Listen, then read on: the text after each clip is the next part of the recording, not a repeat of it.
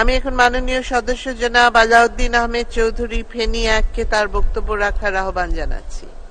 আপনার সময় 7 minute. Speaker, মাননীয় স্পিকার, আপনাকে ধন্যবাদ। বাজেট বক্তব্যের শুরুতেই আমি শ্রদ্ধাভরে স্মরণ করছি হাজার বছরের শ্রেষ্ঠ বাঙালি জাতির জনক বঙ্গবন্ধু শেখ মুজিবুর রহমানকে, বঙ্গমাতা বেগম ফজিলাতুন্নেসা মুজিব, বঙ্গবন্ধু শিশুপুত্র রাসেল সহ এই যাবৎকালের যত শহীদ হয়েছেন দেশপাত্রিকার টানে সেই সমস্ত বীর শহীদদেরকে। মাননীয় স্পিকার, আমি বাজেট বক্তৃতার শুরুতেই প্রথমেই আমি দৃষ্টি নিবন্ধিত করব আমার নির্বাচনী এলাকা ফেনী 1 তথা পরশুরাম, ফুলগাজী এবং ছাগলনাইয়ার দিকে।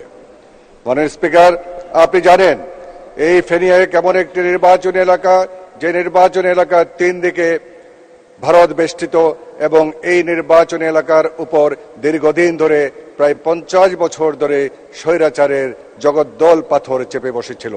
এই নির্বাচনী এলাকা থেকে বেগম খালেদা জিয়া চারবার সংসদ সদস্য নির্বাচিত হয়েছিলেন, 2বার প্রধানমন্ত্রী পদে নির্বাচিত হয়েও এই এলাকার উন্নয়নের দিকে দৃষ্টিপাত করেননি। মাননীয় স্পিকার, আমাদের কাছে মনে হয়েছে তিনি আমাদের এলাকাকে বুকে ধারণ করেননি অথবা আমাদের এলাকার প্রতি কোন একটা প্রতিহিংসা চরিতার্থ করতে গিয়ে ওই এলাকাতে বছরের পর বছর উন্নয়ন বঞ্চিত করেছিলেন। মাননীয় স্পিকার, জননেত্রী শেখ হাসিনা 1998 সালে মুহুরী কহুয়া বন্য নিয়ন্ত্রণ প্রকল্প চালুর উদ্যোগ নিয়েছিলেন। তিনি 2001 সালে সেই প্রকল্প বন্ধ করে দিয়েছিলেন। সেই নির্বাচনী এলাকাতে আজ অনেকগুলো সমস্যায় জর্জরিত। মাননীয় স্পিকার, আমি মাননীয় প্রধানমন্ত্রী এবং যোগাযোগ মন্ত্রীকে ধন্যবাদ জানাচ্ছি ফেনী বিলোনিয়া রোড এবং ফেনী ছাগলনাইয়া শুভপুর রোড প্রশস্তকরণের কাজ একটাকে অনুমোদন করে শুরু করে দেওয়ার জন্য। মাননীয় স্পিকার, আমি আজ আপনার মাধ্যমে যোগাযোগ মন্ত্রীর প্রতি অনুরোধ করছি আমার নির্বাচনী এলাকার পরশুরাম, ফুলগাজী এবং ছাগলনাইয়ার সংযোগকারী একমাত্র সড়ক ক্যাপ্টেন লেক রোডকে প্রশস্তকরণের কাজ করার জন্য। মাননীয় স্পিকার, ফেনী বিলোনিয়া রেল পথটি প্রায় 100 বছরের স্মৃতি বিজড়িত, তা আজকে বন্ধ আছে। আমি তা চালু করার জন্য আপনার মাধ্যমে রেলপথ মন্ত্রীর প্রতি বিনীত অনুরোধ জানাচ্ছি। মাননীয় স্পিকার, আমার ফেনী 1 নির্বাচনী এলাকাতে অনেকগুলো রাস্তাঘাট, বিএস কালভার্ট এর অভাবে জনগণ কষ্ট পাচ্ছে। সেই সমস্ত অবকাঠামো নির্মাণের জন্য স্থানীয় সরকার মন্ত্রীর দৃষ্টি আকর্ষণ করছি কৃষিমন্ত্রীর প্রতি। আমার এলাকার কৃষিখাতের উন্নয়নের জন্য বিএডিসি সেচ প্রকল্প থেকে উন্নত সেচ যন্ত্রাদি প্রতিস্থাপনের মাধ্যমে কৃষিকাজের উন্নতি সাধনের জন্য। মাননীয় স্পিকার, আমার এলাকায় 3টি স্বাস্থ্যকেন্দ্র আছে। এই 3টি স্বাস্থ্যকেন্দ্র নানা সমস্যায় জর্জরিত। কিছুদিন আগেও আমি স্বাস্থ্যমন্ত্রী মহোদয়ের নলেজে এনেছিলাম বারবার পোস্টিং দেওয়া হচ্ছে এবং সেই ডাক্তারদেরকে অ্যাটাচমেন্টের নামে ঢাকার বিভিন্ন হাসপাতালে নিয়ে আসা হচ্ছে। সেই সমস্ত পদগুলা না হচ্ছে শূন্য, না হচ্ছে পূর্ণ। এই জন্য একটি আজব অবস্থা। মাননীয় স্পিকার, আমি সেই অবস্থা থেকে মুক্ত করে এই 3টি স্বাস্থ্যকেন্দ্রকে আধুনিক স্বাস্থ্যকেন্দ্রে রূপ দিয়ে এলাকার মানুষের স্বাস্থ্যসেবা উন্নতির ব্যবস্থা করার জন্য মাননীয় স্বাস্থ্যমন্ত্রীর প্রতি জোর দাবি জানাচ্ছি। মাননীয় স্পিকার, আমি এবার বাজেটের দিকে একটু দৃষ্টি নিবন্ধন করছি। 2008 সালে বাজেটের চেয়ে প্রায় 5 গুণ বেশি 8 লক্ষ কোটি টাকার বাজেট মাননীয় অর্থমন্ত্রী এই সংসদে উপস্থাপন করেছেন। তার জন্য তাকে আমি ধন্যবাদ জ্ঞাপন করছি। মাননীয় স্পিকার, এই বাজেটের 2য় অধ্যায়ে সুখী, সমৃদ্ধ, উন্নত এবং স্মার্ট বাংলাদেশ তথা বিনির্মাণের কথা বলা হয়েছে। স্মার্ট বাংলাদেশ হবে সাশ্রয়ী, টেকসই, অন্তর্ভুক্তমূলক, জ্ঞানভিত্তিক, বুদ্ধিগত এবং উদ্ভাবনী ক্ষমতা সম্পন্ন। সেখানে 11টি বিভাগে এই পরিকল্পনা বাস্তবায়নের জন্য যথাযথ পদক্ষেপ নেওয়ার কথা বলা হয়েছে। মাননীয় স্পিকার, 3য় অধ্যায়ে বৈশ্বিক প্রেক্ষাপটে বাংলাদেশের জন্য চ্যালেঞ্জ এবং মধ্যমেয়াদী নীতি কৌশল এই বিষয়ে সবিস্তারে বর্ণিত আছে, যার থেকে আমরা বাজেট বাস্তবায়নে সরকারের অঙ্গীকার, দৃঢ়তার সুনির্দিষ্ট লক্ষ্য সম্পর্কে ধারণা করতে পারি। এই বাজেটে মূল্যস্ফীতি নিয়ন্ত্রণকে সর্বোচ্চ অগ্রাধিকার দেওয়া হয়েছে। জনবান্ধব বাজেটে সামাজিক সুরক্ষার জন্য 10,000 কোটি টাকা বরাদ্দ বাড়ানো হয়েছে। মাননীয় স্পিকার, আমি একটা জিনিস উপলব্ধি করেছি, শুধু বাজেটে অর্থ বরাদ্দ করলেই এবং সেই অর্থেই যদি যথাযথ ব্যবহার না হয় তাহলে সেই বাজেট থেকে জনগণ সুফল পেতে পারে না। আজকেও বাংলাদেশ প্রতিদিনে স্বাস্থ্য খাতের উপর একটা রিপোর্ট বের হয়েছে। খুলনা মেডিকেল কলেজ এবং চট্টগ্রাম মেডিকেল কলেজে 10 কোটি টাকার 2টি এমআরআই মেশিন সরবরাহের পর থেকে নষ্ট অবস্থায় গোডাউনে পড়ে আছে। এই ধরনের প্রচুর ঘটনা আছে। আমরা এখন ডিজিটাল বাংলাদেশে গুগলে ক্লিক করলে প্রত্যেকটা পণ্যের দাম আমরা জানতে পারি, কিন্তু আমরা দেখি সেই দামের থেকে 3 গুণ 4 গুণ 5 গুণ বেশি দামে বিভিন্ন সরঞ্জাম আমাদের কেনা হচ্ছে। তাই আমি মাননীয় অর্থমন্ত্রীর দৃষ্টি আকর্ষণ করে বলতে চাই, সরকারি ক্রয় নীতি তথা পিপিআর এর সংশোধনের সময় মনে হয় আমাদের এসে গেছে।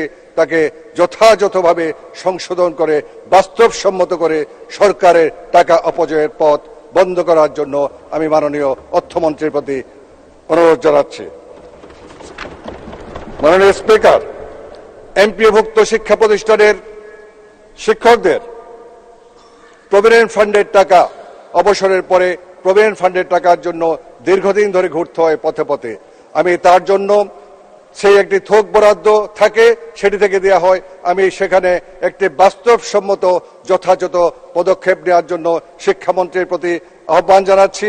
একই সাথে এনটিআরসির মাধ্যমে শিক্ষক নিয়োগের কারণে সারা বাংলাদেশের গ্রামের শিক্ষা প্রতিষ্ঠানগুলোতে শিক্ষক শূন্যতায় ভুগছে। আজকে প্রায় 60,000 শিক্ষকের পদ শূন্য আছে। আমি মনে করি এনটিআরসির মাধ্যমে সেই নিয়োগের বিধান বাতিল করে যুগোপযোগী এবং বিকেন্দ্রীকরণের মাধ্যমে গ্রাম পর্যায়ে ফিরিয়ে দেওয়া হচ্ছে একমাত্র উপায়। মাননীয় স্পিকার, আমি 2-3 মিনিট সময় চাচ্ছি। মাননীয় স্পিকার, আপনার কাছে আমার আরো কিছু কথা বলার আছে। জি, 2 মিনিট। মাননীয় স্পিকার, উইকিপিডিয়ার বর্ণনা অনুযায়ী the longest tenured female non-hereditary head of government and long-serving female leader of a country is Sheikh Hasina of Bangladesh. মাননীয় স্পিকার, এই পথটি অতিক্রম করতে মাননীয় প্রধানমন্ত্রীকে অনেক বিপদ সংকুল ঝঞ্ঝা বিধ্বস্ত পথ অতিক্রম করতে হয়েছে। আমাদের 75 সালের পর থেকে আমরা 4টি পর্যায়ে দেখেছি, 75 থেকে 81, 81 থেকে 96, 2001 থেকে 2006 এবং 2007-08। এই 4টি পর্যায়ে মাননীয় প্রধানমন্ত্রী শেখ হাসিনা রাস্তায় থেকে নিজে আন্দোলনের নেতৃত্ব দিয়েছেন, মিছিল করেছেন, পিকেটিং করেছেন এবং অবরোধ ভেঙেছেন। তিনি শুধু লন্ডনে বসে খুনি তারেক রহমানের মতো নির্দেশ দেন নাই, আন্দোলনের কর্মসূচি ঘোষণা করেন নাই। আন্দোলনের কর্মসূচিগুলা বাস্তবায়ন করার জন্য রাজপথে থেকে আন্দোলনের নেতৃত্ব দিয়েছেন, যার কারণে প্রায় 20 বারের অধিকবার 21 বারের মতো ওনার উপর জীবনের হামলা এসেছে। মাননীয় স্পিকার, আমি আজকে মাননীয় প্রধানমন্ত্রীর কাছে একটি অনুরোধ করব, ওনার সেই যাত্রাপথে দীর্ঘ প্রায় 40 বছরে যারা আন্দোলন সংগ্রাম করতে গিয়ে হারিয়ে গেছেন তাদেরকে যথাযথ সম্মান প্রদর্শনের সময় এসেছে বলে আমি মনে করি। মাননীয় স্পিকার, আমরা যারা আজকে এখানে আছি, আমি মাননীয় স্পিকার আপনার কাছ থেকে আরো 2টা মিনিট সময় চাচ্ছি। আমরা যারা এখানে আছি অনেক ভাগ্যবান।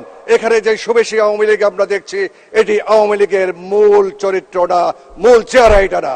আমরা আওয়ামী লীগের যেই চেহারা, সেই চেহারার লোকগুলা আওয়ামী লীগ থেকে ক্রমান্বয়ে হারিয়ে যাচ্ছে। মাননীয় স্পিকার, আমরা দেখেছি, আমরা যারা আজকে এখানে আছি 3টা শ্রেণীর মানুষ এখানে আছি, যারা প্রথম থেকে রাজপথে আছি তারা এবং রাজপথের নেতাদের 2 মিনিট সন্তানরা, এবং আরেকটি গ্রুপ আছেন বিভিন্ন ক্ষেত্রে প্রতিষ্ঠিত ব্যক্তিবর্গ যারা আছেন, তারা যারা বিভিন্ন সময় আওয়ামী লীগে যোগ দিয়ে আওয়ামী লীগকে সমৃদ্ধ করেছেন।